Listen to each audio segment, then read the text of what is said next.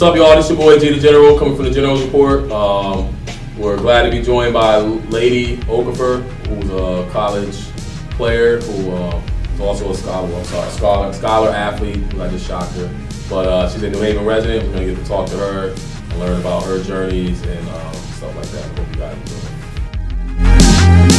All right, so we're joined here by Lady Okafor. What's up, lady? I'm not gonna shake your hand because give you a wow. So, lady, now you're currently at James Madison University. Yes. And where's that located again? Harrisonburg, Virginia. Okay.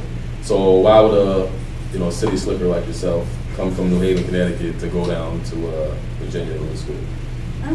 Well, I guess starting off with just needing a change of scenery. I was at Providence College previously for 2 years, and there was still it was somewhat city-like and somewhat suburban, and I think I just really honestly needed a change of pace, and that wasn't even necessarily the first thing that I was looking for, but it is definitely what I found in James Madison University. So how many years have you been at James Madison? This is my third year. Third year.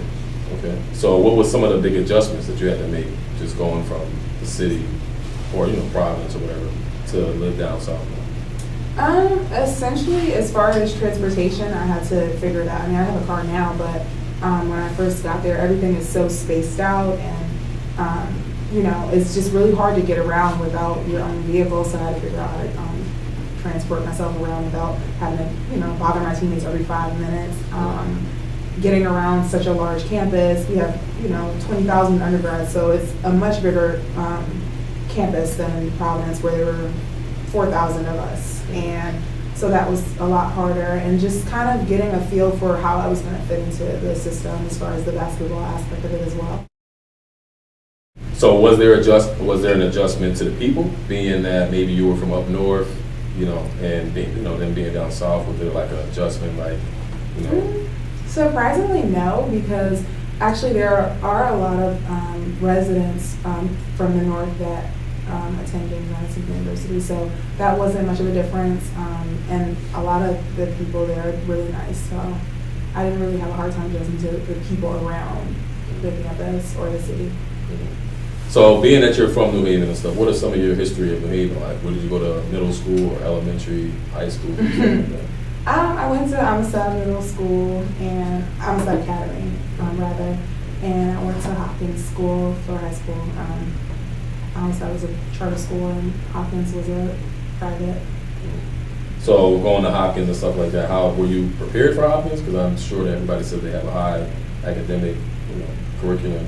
Yeah, they definitely have a reputation for scholarly, high academia, and it was an adjustment. I had about a 1 to 1.5 year adjustment period, but after that I was pretty much fine, and I was able to I think through that experience I was able to gain more confidence in myself as far as academics, because I had never been so challenged before.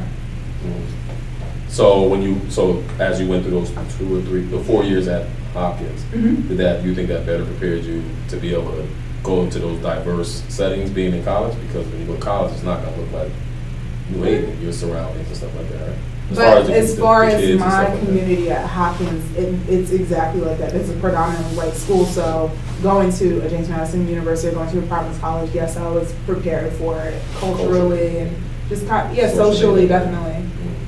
Okay. So what would you say to a kid that maybe they don't get that opportunity to go to a Hopkins? What do you think that they need to work on to be able to prepare themselves academically and athletically, to go to college? Essentially, just kind of sticking to general principles of time management and just working your hardest and challenging yourself to maintain the best academics that you can, because you don't have to go to a Hopkins to end up at a Providence College or James Madison University. You just have to prove that you can do the work, and that's kind of what they want to see. They want to see that you're like college admissions boards. They want to see that you can do the work. They want to see that you're a diverse individual, someone who kind of dabbles in different things, and somebody who can better their campus. So it's not necessarily about going to a private school or that. It's more so they want to see what you can do and what you can bring to the table. So as far as the going to James, I mean the Providence, and you played there obviously a year, right? Well, 2 years. I 2 was years. at Providence for 2 years. Okay, what was that experience like playing for them and now going to James Madison? You know what? The funny thing is that transferring to a different school actually allowed me to see that all systems are essentially the same. At Providence College, we had a guard-oriented team. Everything kind of ran through the guards, and the post players had to figure out how to fit into the system. And I think that's essentially how it is everywhere. And yes, you have good post players, and yes, you have systems that utilize their post players well, but you're always going to have a guard-oriented team first, because those are the people who primarily handle the ball. And so once I realized that, and I think that going to JMU helps me to realize that, I was able to kind of strategize and figure out how I was going to fit into that system. Whereas before, I was expecting the system to conform to me, and that was wrong. So now back to your youth, when your early days of playing and stuff like that. What were some of the things that you being that you were, how tall are you? I'm currently 6'3". So probably 7th, 8th grade, you was about? Probably about 5'11", pushing 6 feet. Okay.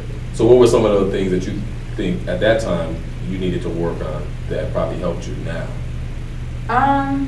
Some of the things that I should have worked on but didn't work on actually were definitely conditioning, because I would condition, but I didn't realize how much conditioning I needed to do to survive and actually play well and be trusted by my coaching staff. So for some of us that might not know what you mean by conditioning. Run as much as you can.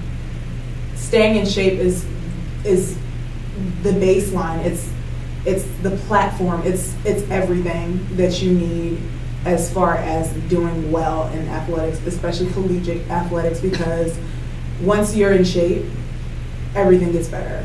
Your breathing gets better, so then you can stay in the game longer. You can play defense longer. You can make shots that you didn't think you could make. You could extend. You just have so much more longevity when you're in shape.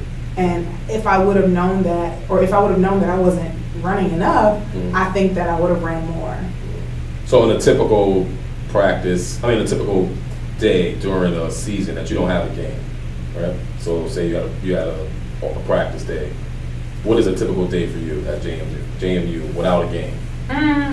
Well, as a student, on a day off, because on my days off, I just consider myself. No, but you still have practice. When you just don't have a game. Well, classes all morning from about 7:45 to 1 o'clock. No, just waking up. When you wake up, what time is it when you wake up? When I wake up, it's about 6:30. And then you go through your brush your teeth. I go brush my teeth, a shower, always shower. Grab some breakfast. In your house or are you dorm? I usually do my breakfast myself. I usually do like some cornflakes and banana, a muscle milk shake if I'm in a rush, or oatmeal. Simple. I keep it simple for breakfast. I'm not really a breakfast person. And then I drive to campus. I have to be on campus by 7:15 latest, because after that point there's no more parking where I need to be, which is like the physics chemistry building or health sciences. So at that point I'm on campus. I'm just lounging around. I might brush up on some studying, go review over concepts that were from the day before, and then I get ready to go to class at 8, and then from 8 until about 1 I'm in classes, and then 1 straight through. Yep. And then 1 to 1:30, it's just kind of like a little break. So I try to grab like lunch. Do you go back home for that, or you? It's on campus. I usually run across, grab a sandwich from Starbucks or something, something simple, and then 1:30 to about 5-ish, I'm practicing, and that's including weight training and the 2.5-hour practice. So with the weight training, what kind of is it like? Did you struggle with that, or were you kind of already just in college? I'm a strong girl. Yeah. That was never an issue. My strength coaches always loved me because I might not have been able to make all the sprints initially, but I was a strong girl. I could always lift. I could always take on more weight, and they always loved. All of my strength coaches enjoyed working with me, and currently do so. Now, what about as far as your academics? I know you're like a high academics. I know mom is always posting up your academic awards. Yeah, So what are some of the she awards likes that you've received, whether in high school or college? I've been on the dean's list twice, president's list this past semester. I've gotten the commissioner's academic award from the CAA. Which is the conference? Yeah, my conference. I've gotten the Arthur Ashe Sports Scholar Award. And what is that? It's an NCAA inclusion award that essentially recognizes good athletes that are also good scholars at their schools. I've gotten the Leanne Whitlock Memorial Scholarship Award for Excellence in Psychology from JMU. And there's a host of others, but I just can't remember them all right now, but I've gotten a couple. Okay. So what are you trying to, like, what is your major, or what are you going to college, other than trying to, because WNBA is really not your dream? I mean, would you take it over? If presented with the opportunity, of course. I mean, that's every women's basketball player's dream. It's not the first dream. It's not my top goal. But if the opportunity presented itself, yes, I would definitely go for it. But I am a psychology major with a pre-medicine concentration, and I'm planning a career as a clinical psychiatrist. Okay.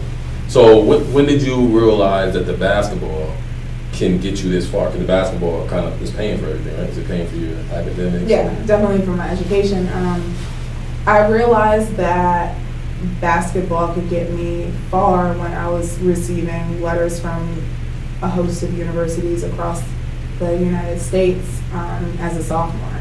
In high school? Yes, and at the time I didn't necessarily recognize exactly what was going on, but I saw, that there was interest, and there were people around me that could explain it to me. There were people like you and Walter that kind of were coaching me towards getting into college, utilizing basketball to take me further. So there were people around me, my mother, helping me realize that I could actually use this gift. Okay.